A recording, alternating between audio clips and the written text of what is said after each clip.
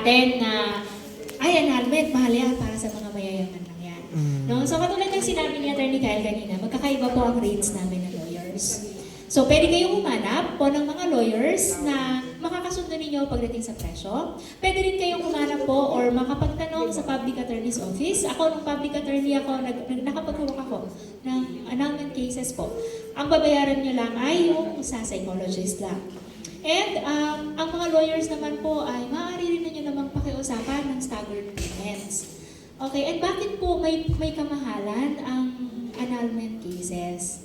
Kasi po, ang annulment po, pag final yan, no, masinsin po yung paggawa namin ng mga petitions at affidavits.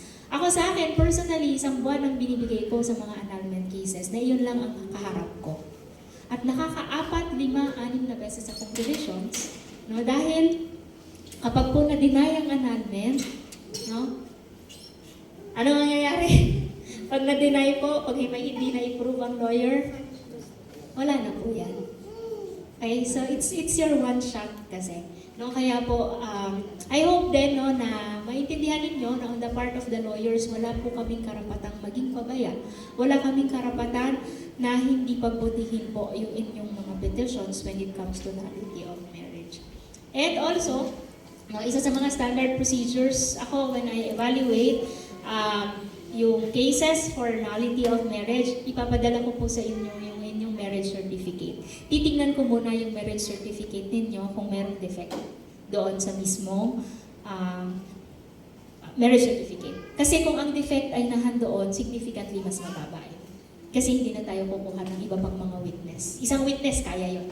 No? Dalawang witness, kaya yun. Unlike kapag psychological incapacity, ang requirement ko sa akin, at least 3 witnesses who knows the couple before and after the marriage. Ganun ako kahigpit po, at least 3. Okay? Kapag isa lang ang pinuprove ko na mayroong psychological incapacity. Ibang usapan pa kapag dalawa ang ipuprove ko na psychological incapacity. Minsan nagre-require ako ng 6 na witnesses.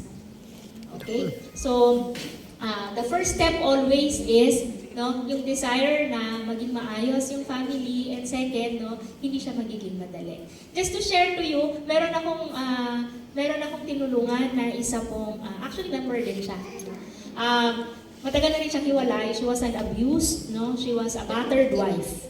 Okay, and kinuwento ko sa kanya yung process, and then she understood. No, nagluluto siya ng food trays. Okay, so yun yung trabaho niya. Pinag-ipunan niya po, no, and naitawid namin yung kanyang annulment. At naiayos niya.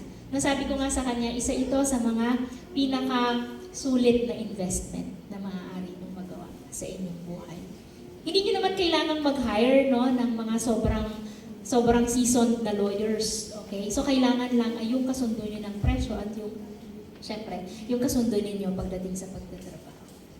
Yan lang po. So yung hindi nyo kailangang maging matakot po. Hindi nyo kailangang matakot sa process.